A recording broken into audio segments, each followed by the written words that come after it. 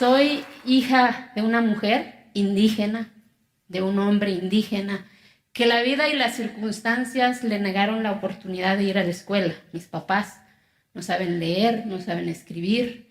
Mi madre tuvo 10 hijos. A la más grande mi papá la entregó en matrimonio a los 12 años, a los 13 años, pues ya era mamá. A los 31 años mi hermana Claudia ya tenía 9 hijos. Pero tampoco no responsabilizo a esa mujer y a ese hombre, porque en ese entonces creían que era lo correcto. Yo vengo de una comunidad que se llama Quiegolán, de los 570 municipios que tiene mi estado. Soy indígena, mi lengua materna es el zapoteco. Yo tuve que arrebatar esta lengua que hoy me comunico con ustedes para poder entender cuáles son mis derechos y cuáles son mis obligaciones. Y para eso tuve que huir de ese entorno, con todo el dolor de mi corazón. Ese día, hace más de 25 años, mi corazón se dividió en dos. Uno se quedó allá, en la montaña, a 7 horas de la capital de mi estado, donde está mi historia, mi esencia, mi raíz, mi lengua, mi vestimenta. Y la otra está conmigo, para poder entender primero por qué mis ojos no entendían o por qué no me gustaba lo que yo veía. Por qué mi madre era la primera en levantarse y era la última en dormirse. ¿Por qué tenía yo que levantarme con ella? Tuve que aprender a hacer tortilla, a traer el leño en el burro, porque eso es lo que teníamos que hacer las mujeres.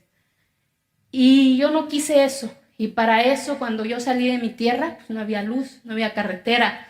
Yo me dormía en piso de tierra. Si me hubieran dicho que dormir en cama estaba más chingón, pues yo lo hubiera escogido, ¿no?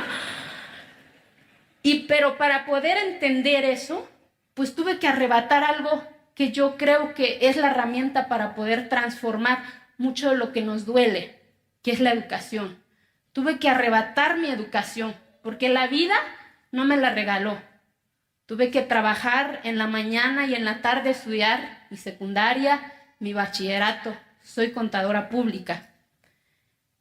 Y al paso del tiempo yo regresaba a mi entorno y mi mamá seguía levantándose a las 3 de la mañana.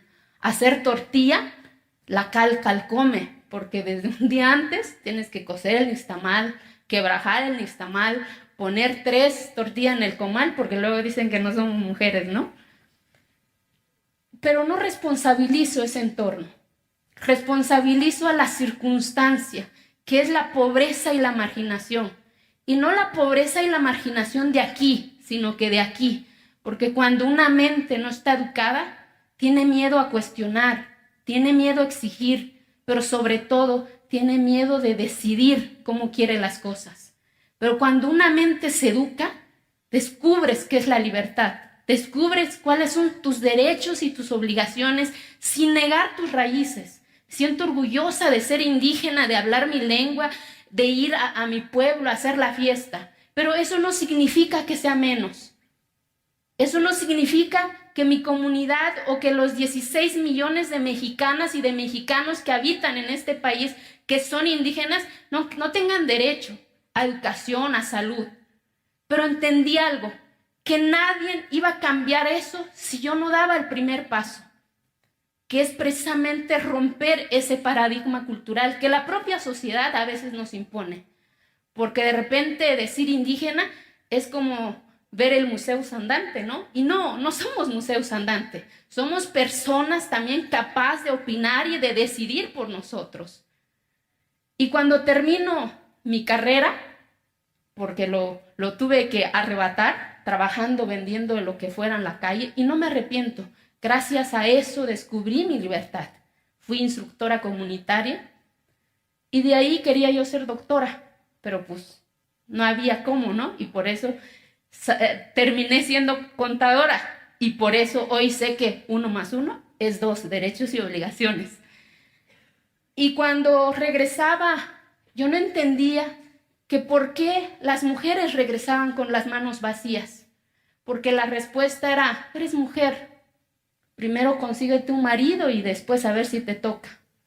Si en la escuela me decían que había un artículo de la Constitución de mi país que decía que todos somos iguales Y resultaba que ahí no, que el uso y costumbre impedía ese derecho.